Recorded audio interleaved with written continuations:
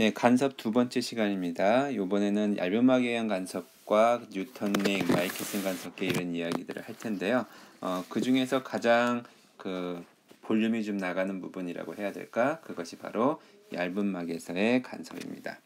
자, 얇음막 간섭 같은 경우는 우리가 주위에서도 많이 관찰할 수 있어요. 예를 들면은 비 오는 날 이렇게 길 지나가다 보면은 도로에 무지갯빛으로 보이는 거 있죠. 그게 뭐냐면은 물이 있는데 물 위에 이 차에서 이제 기름이 떨어져 가지고 그 기름이 쭉 퍼져 가지고 거기서 이제 얇음막 간섭에 의해서 무지갯빛이 생기는 거고, 또 다른 경우에는 비눗방울이나 비누막, 비눗방울 잘 보면요, 이렇게 알록달록한 그런 모습들이 보이거든요. 그게 이제 또 대표적인 얇음막의 간섭이고, 또 여러분들 쓰고 있는 안경들 보면은 어떤 사람 안경은 이렇게 빛이 이렇게 비쳐가지고 그 사람 눈이 안에 잘 보이지 않는데, 어떤 또 다른 사람 안경을 보면은 빛이 있을 때도 비치지도 않고 눈이 아주 그냥 유리알이 이렇게 깨끗하게 투명하게 보이는 것처럼 아주 잘 보이는 그런 거를 우리는 안경 렌즈에 코팅을 했다라고 얘기해서 반사가 안 되게 코팅했다 해서 무반사 코팅이라고 이야기를 해줍니다. 그런 여러 가지 일상생활에서도 많이 사용되는 게 바로 얇음막에서의 간섭입니다. 얇음막을 영어로가 아니라 박막이라고 얘기했습니다. 여기 박이 얇다는 뜻의 박자를 한자 박자거든요. 그래서 산업 같은 데 보면 무슨 박막을 만든다 뭐 이런 얘기 혹시 들어본 적이 없으려나? 어쨌든 그런 산업에서도 많이 사용하고 있는 것 중에 하나입니다. 자, 얇음막에서 간섭은 우리가 일반적인 거에 대해서 유도를 할 거고요. 그 다음에 특별한 몇 가지 케이스에 대해서 얘들을 적용을 시켜보는 과정을 할 겁니다. 자, 여기에 보면요, 그림이 있는데 이 그림이 이제 가장 기본적으로 우리가 사용할 그림입니다. 자, 뭐냐 하면 간섭이라고 하는 거는 우리가 영예 실험에서도 얘기했었지만 이중 슬릿이 있고요. 여기에서 단일 슬릿이 있었잖아요.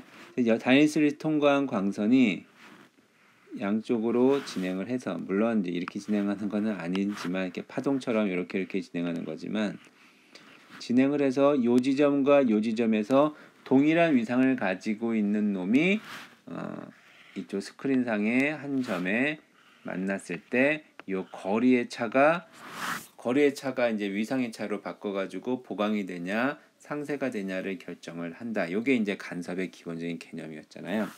그걸 하기 위해서는 요 두 개의 점에서 같은 모양으로 출발한다. 뭐 같은 모양이 아니어도 돼요. 어쨌든 정해져 있는 일정한 모양으로 빛이 출발해야 된다라고 얘기하게 되는데, 영예 실험에서 앞에서 얘기하지 않은 것 중에 하나가 뭐 있냐면요. 이 가간섭성 얘기가 이제 뒤에 나오기는 하지만 그 얘기를 여기서 잠깐 얘기를 하면은, 이 빛에서 파동이 발생될 때 우리는 연속적으로 발생된다 이렇게 생각을 하는데, 실제로는 연속적으로 발생되지 않은 경우들이 꽤 많이 있어요. 연속적이냐 아니냐가 차이가 뭐냐면요, 예를 들어서 촛불을 볼게요.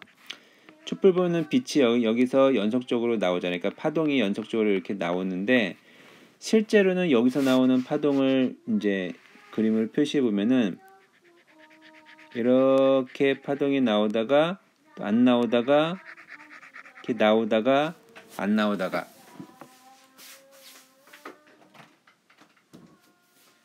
이런 과정을 거칩니다. 요거를 우리는 이제 파동의 한 패킷이라고 부르는데, 이쪽 파동과 이쪽 파동은요, 두 개가 그러니까 우리가 보통 파동이라고 하면은 이 일정한 주기를 가지고 이렇게 나오니까, 이 시간이 어느 정도 시간이 지났다라고 하는 걸 알면은 파동의 모양을 예측할 수가 있다는 거죠. 그런데 이렇게 단절되어 있는 두 개의 패킷으로 쪼개져 있는 파동 같은 경우는요, 시간이나 거리를 알아도 다음 파동에는 어떤 모양이라는 걸 우리가 예측할 수 없어요. 왜냐하면 이 패킷과 이 패킷은 두 개가 독립적이기 때문에, 그러니까 다른 지점에서 오는 파동이라고도 볼 수 있는 거예요. 그래서 우리가 간섭을 이야기할 때는 어떤 규칙적인 모양, 그 결국에는 위상의 차이를 가지고 보강이나 상세를 결정하는 거기 때문에 영의 실험에서 단의 시릿을 쓰고 그래서 여기 있는 이 두 지점에서 뭐라고 얘기해야 되나 같은 위상을 가진 또는 같은 일정한 모양을 가진 그 파동을 만들어서 우리가 간섭을 조정할 수 있는 것처럼 일반적인 간섭에서는요 하나의 광선이 쪼개졌다 다시 만나는 경우를 확인하는 경우들이 많이 있어요. 자, 뭐냐면 그 얘기 하려고 그랬었는데 사연이 조금 길었습니다. 여기에서 점과 광원에서 이제 빛이 옵니다. 오면은 이 중에서 일부는 이렇게 반사를 하고요. 일부는 굴절을 하죠. 자, 굴절해서 여기 두 번째, 여기 1면이고 2면이고 세 번째 면이라면은 요 두 번째 면과 세 번째 면에서도 반사를 하고 일부는 토과를 합니다.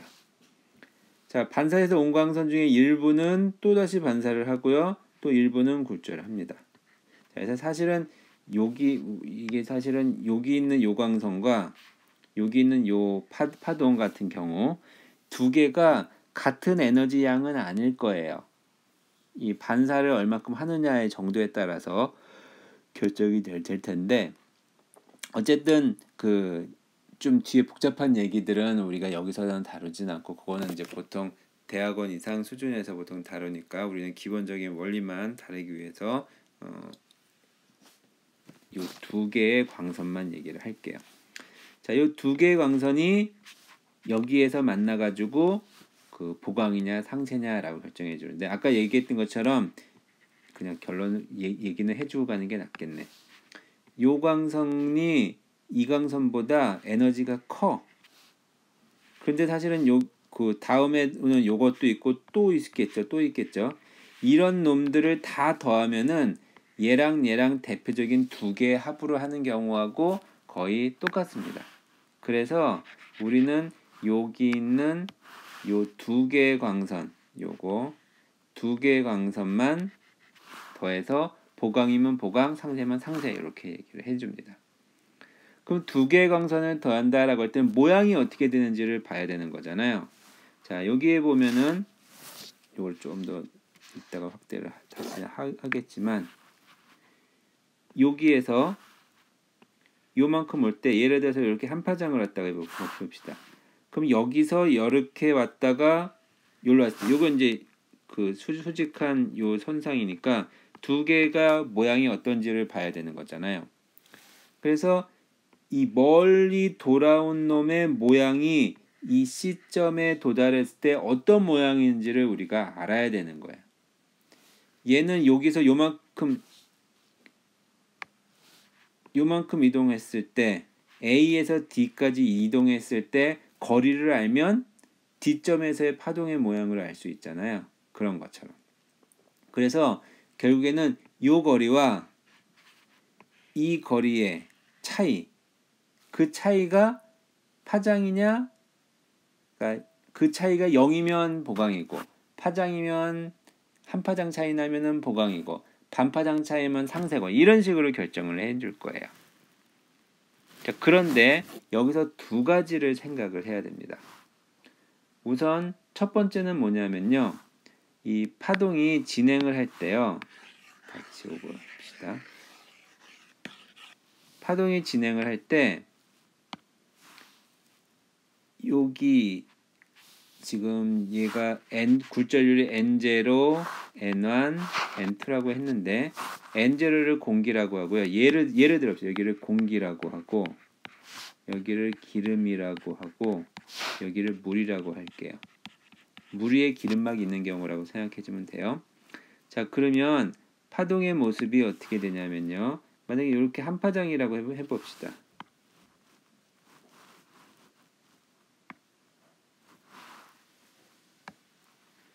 이렇게 한 파장이 이렇게 된다고 해봅시다. 그런데 공기하고 기름의 굴절이 어디가 커요? 공기는 굴절이 얼마냐 하면은 1. 기름은 기름 따라 다르지만 보통 1.45 이 정도 되는 게 1.5라고 합시다. 물은 굴절율이 1.33 3분의 4예요. 그래서 33이라고 쓴 겁니다. 공기에서의 파장의 길이와 기름에서의 파장의 길이는 어떠냐면은 파장은 굴절율만큼 줄어들게 돼요. 왜냐면 속도가 주니까 이게 결국엔 속도의 문제인데 굴절율이라고 하는 거는 속도의 비잖아요.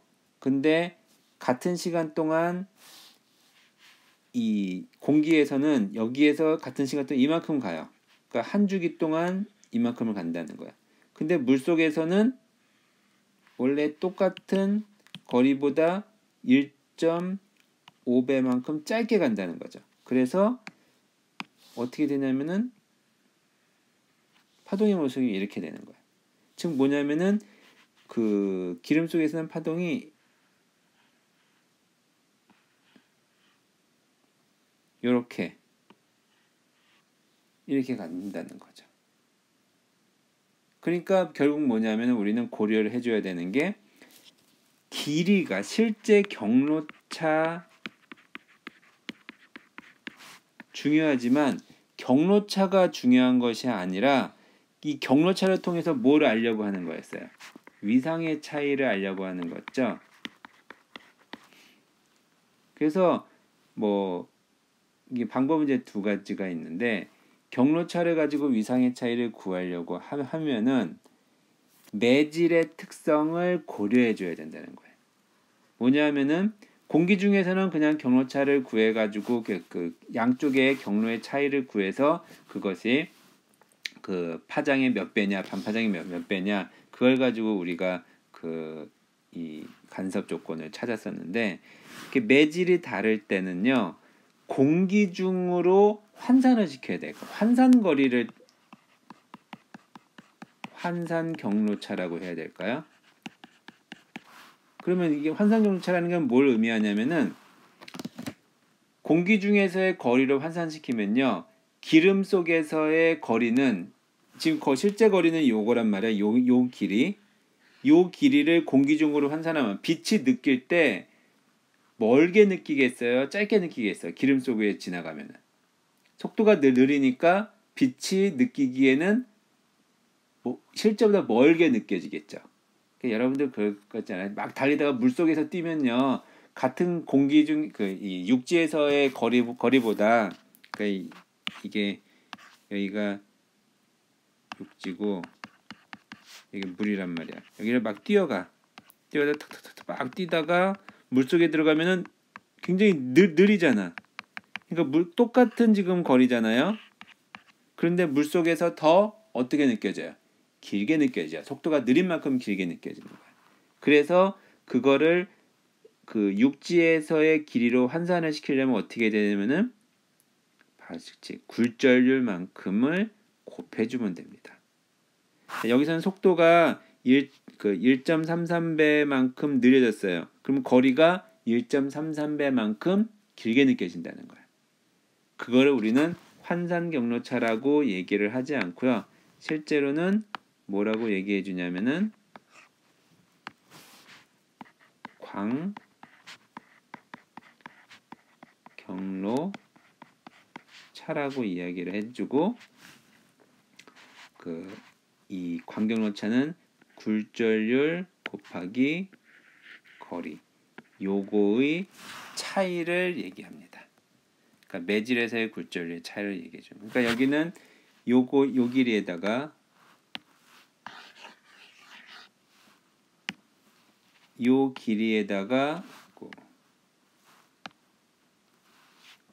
길이에다가 굴절률 n안을 곱하고 다음에 빼기 요 길이에다가 굴절률 n0를 곱해주면은 그게 바로 광경로차가 되는 겁니다.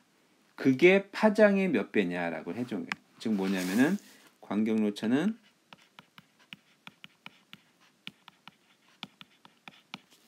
여기로 따지면 A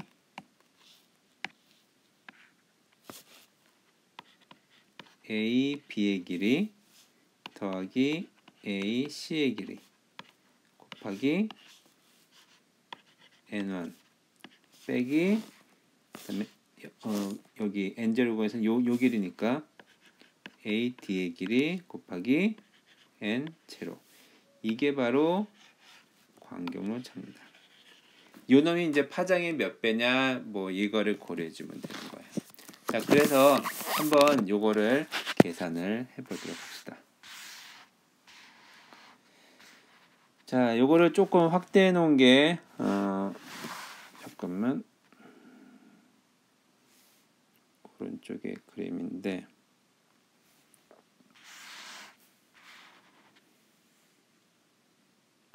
이거 얘기해 주세요. 우선 길이를 실제로 계산을 조금 해 보고 나서 봅시다. 자, 아까 얘기했던 것처럼 그 경로차는 요게 됩니다. 그래서 요거를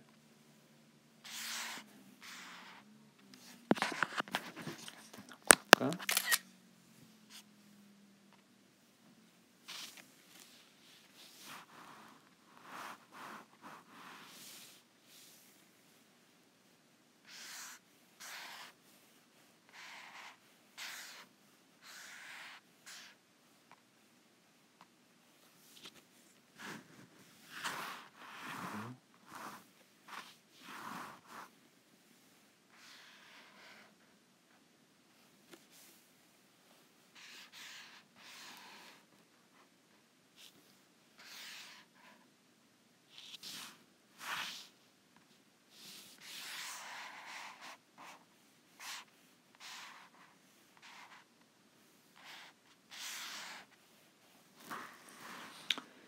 여기에서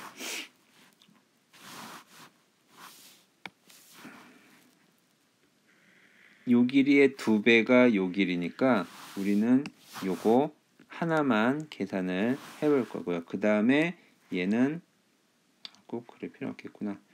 요 길이를 계산을 할 건데 얘하고 얘하고 요 AC의 길이 있잖아요.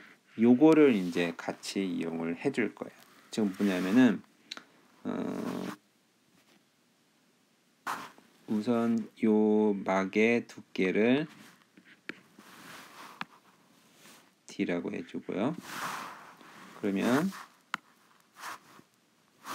이 A, B, B, C, A, B 길이는 B, C의 길이랑 똑같고, 그거는 요 길이 하고 이것분의 요것이 코사인 세타 t잖아요. 그러니까 결국에는 코사인 세타 t 요 굴절각분의, 아니 굴절각이라면 좀 그렇구나. 그거분의 t, 요렇게 우리는 쓸 수가 있고요.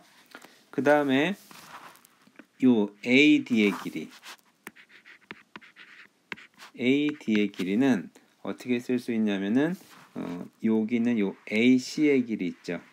거기에다가 지금 여기는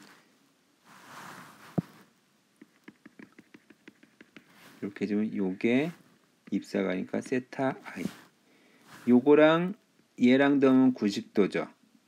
그러니까 요것도 세타 i가 되겠지.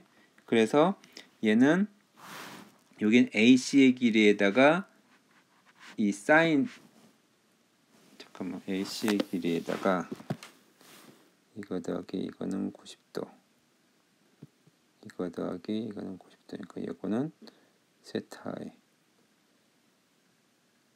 잠깐 잘못했어. 이게 얘랑 더하면 90도가 아니지. 뭐냐면은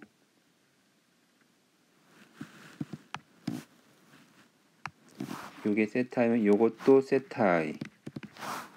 세타이랑 얘랑 더해서 90도니까 요게 세타이죠.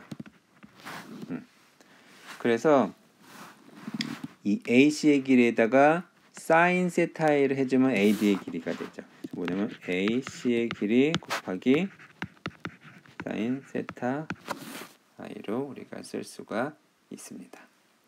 자, 그런데 스넬의 법칙에 의해서 여기가 n0고 n1이었으니까 n0 사인 세타 i는 n1 사인 세타 t가 되잖아요. 그래서 이 세타 i를 세타 t로 바꿔주면은 AC의 길이에다가 세타 i는 n0분의 n1의 사인 세타 t가 되겠죠. 자, 그 다음에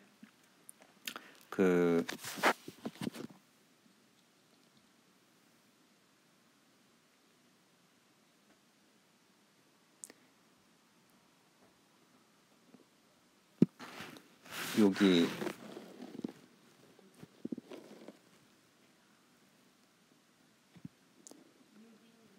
AC의 길이가 요거잖아요. 그 탄젠트 세타 t는 뭐냐면은 요 d분의 AC의 절반, d분의 AC의 절반 이렇게 되잖아요. 그래서 AC라고 하는 거는 우리가 뭘로 쓸 수가 있냐면은 ED 곱하기 탄젠트 세타 t로 쓸 수가 있어요. 그래서 요거를 여기다 대입을 해주면은 AD는 뭐가 되냐면은 2D에 그다음에 N0 N은 그대로 쓰고요.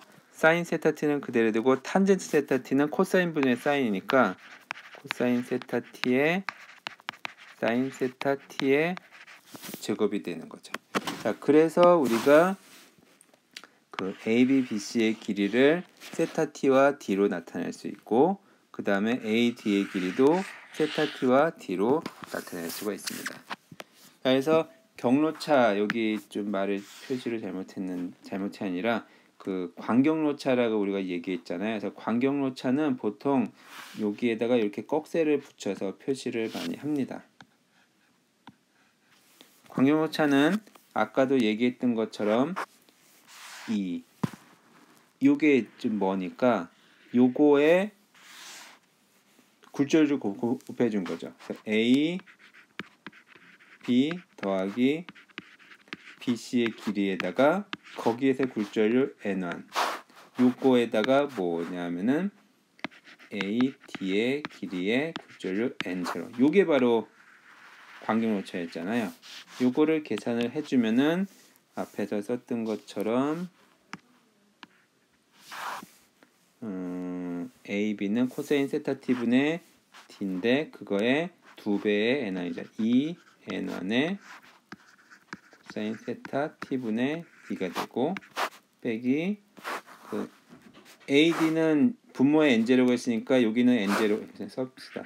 N0 2D N0 N1의 세타 t분의 사인 제곱 세타 t N0 N0 없어지면요 2 N1 D로 묶어주고 앞에는 코사인 세타 T분의 1 빼기 세타 T분의 사인 제곱 세타 T 자, 이건 통분해주면요 2 N1 D에 사인 세타 T분의 1 마이너스 사인 제곱 세타 T 1 마이너스 사인 제곱 세타 T가 코사인 제곱 세타 T죠. 그래서 밑에는 코사인이랑 약분이 돼서 2 N1 D 곱하기 코사인 세타 T가 되는 겁니다. 자, 그래서 여기에서 얘기했던 것처럼 뭐 세타 이게 세타 여기서는 세타 t니까 이 입사각이 아니라 이 굴절각에 해당되는 세타 t가 들어가게 되는데 2배의 그 다음에 n은 뭐냐면은 바로 요 n과 관련돼요. n0는 여기에 안 들어있어요. n0는 들어있지는 않고요. 근데 사실은 뭐 이 코사인 세타 t에 n0에 대한 정보가 들어있죠. 입사각에 따라 다른 거니까. 근데 만약에 수직 입사를 해보자. 위에서 봤다. 여기가 물이고 기름인데 위에서 봤다. 그때는 세타 i가 제로니까 세타 t도 제로죠. 왜냐면 스넬의 법칙에 의해서 세타 i 제로면 세타 t도 제로니까 코사인 세타 t가 1이 돼버리죠. 수직 입사했을 때의 광경로차는 뭐가 되냐면은 2nt n화는 왜 안 썼냐면은 여지 굴절은 상관없고 요거에 막의 굴절률만 상관있으니까 그냥 2nd라고 우리가 쓸 수 있습니다. 요건데 어떻게 할 수 있냐면요. 간단해요. 지금 여기서는 복잡하게 썼지만 빛이 이렇게 왔다가 나중에 이렇게 해서 반사될 때 경로의 차이는 요거의 몇 배예요? 2배죠? 왔다가 갔다가. 그래서 요거의 길이 D의 2배인데 굴절율을 곱해줘야 되지. 광경오차니까. 그래서 2nd. 아주 쉽게 여러분들이 인식할 수 있는 겁니다. 자, 그런데 이제 하나를 더 고려를 해줘야 돼요. 뭐냐 하면은 얘가 뭐냐면요. 바로 그 반사. 여기 표시를 좀 드렸는데 반사가 될 때 위상 변화가 일어납니다. 자, 요거는 우리가 역학 파동을 생각하면 좀 쉬운데 막대기에다가요. 줄을 단단히 묶고 얘를 위아래로 흔들어요. 그래서 이런 파동을 만들었다 봅시다. 그럼 얘가 요 끝에 도착한 다음에 어떻게 되냐면요. 이렇게 뒤바뀌어서 되돌아옵니다. 요거는 몇 도 바뀐 거냐면 180도 바뀐 거죠. 이렇게 반사가 될 때 위상이 180도가 바뀌는 경우, 이 경우를 우리는 뭐라 부르는 고정단 반사라고 부릅니다.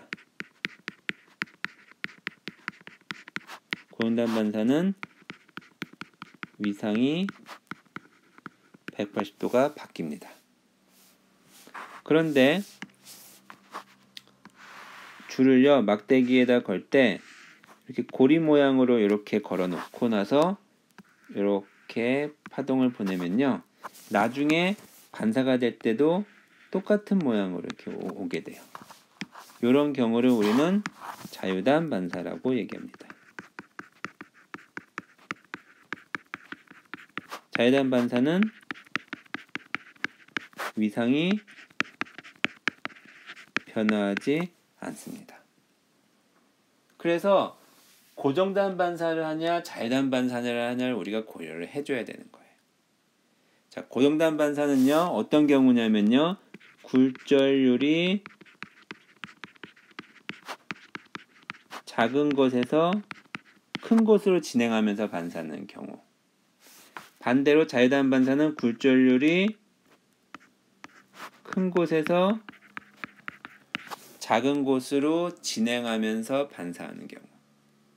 그게 고정단 반사, 자유단 반사입니다. 자, 그러면 이제 결론적으로 우리가 어떻게 해주냐면요.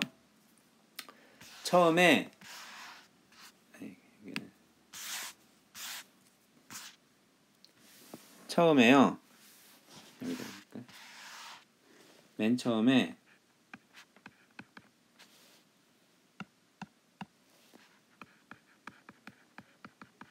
광경로차를 구합니다. 그 다음에 두 번째 반사 상태를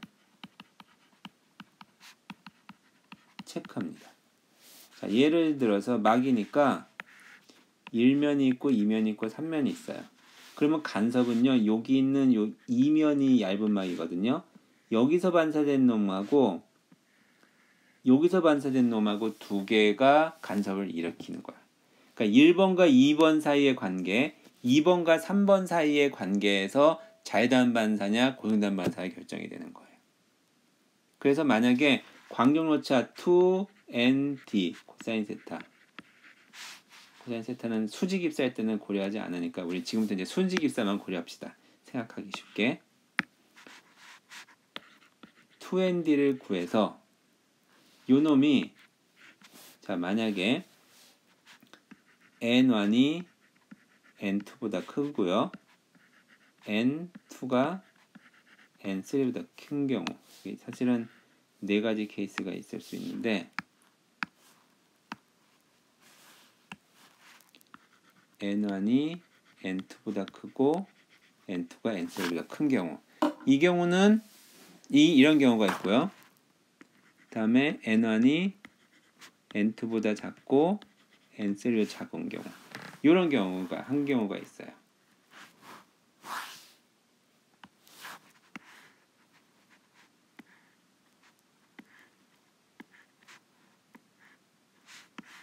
움직이지?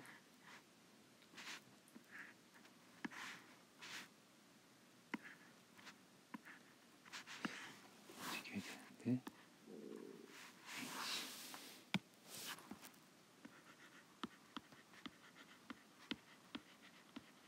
자, 이거의 사례는 좀 이따가 보도록 하고, 이 경우를 봅시다. 양쪽 같은 경우. 우선 위에 걸 볼게요. N1이 N2보다 커요. 그러니까 큰 곳에서 작은 곳을 진행하니까 무슨 반사? 자유단 반사를 하죠. N2에서 N3로 진행할 때도 큰 데서 작은 데를 반사하니까 역시 자유단 반사하죠. 자유단 반사는 위상이 안 바뀐다 그랬잖아요. 위에도 안 바뀌고 두 번째도 안 바뀌었으니까 결국에는 바뀌지 않는 거예요. 자, 밑에 있는 경우를 봅시다. N1보다 N2가 커요. 그 얘기는 뭐냐면은 고동단 반사를 하죠. N2에서 N3를 하니까 역시 고동단 반사를 해요. 즉 뭐냐면 첫 번째 반사할 때도 위상이 바뀌고요. 두 번째 반사할 때 위상이 바뀌니까 반사 때문에 생기는 위상의 변화는 우리가 고려할 필요 없어요. 둘 다 바뀌었으니까. 그래서 이때는요. 2ND 광경오차만 구해서 이 광경오차가 M 람다면은 보강, M 더하기 2분의 1 람다면 상세. 요렇게 우리가 생각할 수 있는 거예요. 자, 그런데 N1이 N2보다 크지만 N2는 N3보다 작은 경우. 이 경우는 첫 번째 반사는 큰 데서 작은 데서 하니까 자유단 반사하지만 두 번째 반사는 고동단 반사를 해요. 그 얘기는 뭐냐면은 위쪽에서 반사되는 1면과 2면 사이에서의 반사는 위상이 안 바뀌는데 2면과 3면 사이에서 위상이 바뀌니까 그럴 때는 2ND를 구했을 때 M 람다일 때가 상세 간섭이 되고 M 더하기 2분의 1 람다일 때가 보강이 되는 거예요. 왜냐하면 위상이 반사 때문에 바뀌었으니까. 이 경우는 요거 말고 N1보다 N2가 크고 N2가 N3보다 큰 경우도 역시 같은 경우겠죠. 그래서 광경오차를 먼저 1번에서 구한 다음에 그 다음에 반사 상태가 어떤 상태인지를 고려를 해줘서 이게 여기 1번인지 2번인지 3번인지 4번인지 이거를 체크하기보다는 반사가 일어날 때 그 두 번 일어나니까 둘 쪽에서의 위상이 바뀌는지 안 바뀌는지 둘 다 안 바뀌거나 둘 다 바뀌거나 그러면 똑같은 거고요. 한쪽만 바뀌면 이제 반대를 고려해주면 된다는 거죠. 자, 그러면 1, 2, 3, 4가 어떤 경우냐 봅시다. 우리가 알고 있는 굴절률의 보통은요. 공기는 1, 물이 1.33, 그 다음에 기름이 뭐 1.45, 유리가 뭐 1.5. 보통 기름보다 유리가 조금 더 큰 경우들이 많아요.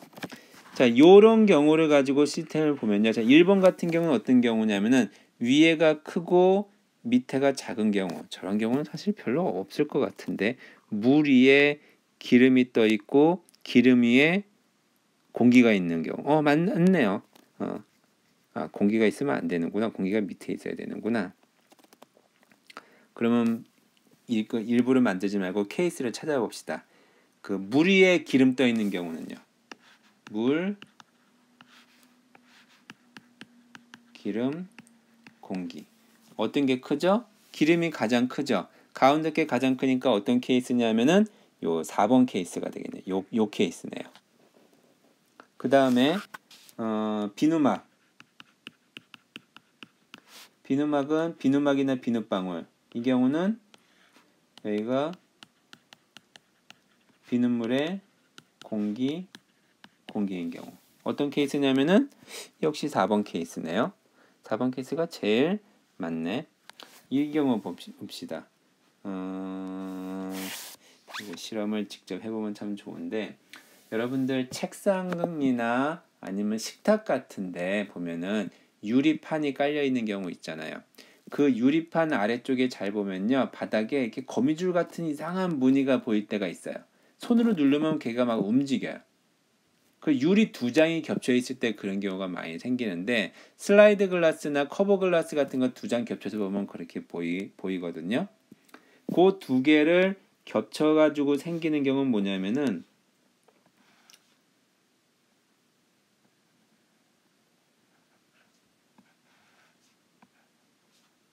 이게 유리고 밑에도 유리예요. 그런데 요 사이에 공기층이 들어있는 겁니다. 그때 요 공기층 때문에 간섭 무늬가 생기는 거거든요. 자, 요 경우는 유리 공기 유리잖아요. 그럼 위아래가 큰 거예요. 그럼 어떤 경우냐면은 3번 케이스네요.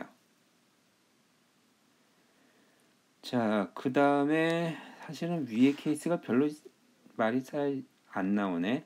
보통은 이렇게 한쪽에서 고정된 한쪽에서 그 자유단으로 나온 경우들이 많이 있습니다. 자, 그 경우는 이렇게 반대로 뒤집어져서 생각해야 된다. 이렇게 얘기를 할 수가 있습니다. 자, 요거에 대한 구체적인 사례로서 그 무리의 기름막과 비누막에서의 간섭을 잠깐 끊고 나서 다시 영상 이어가서 설명을 하도록 하겠습니다.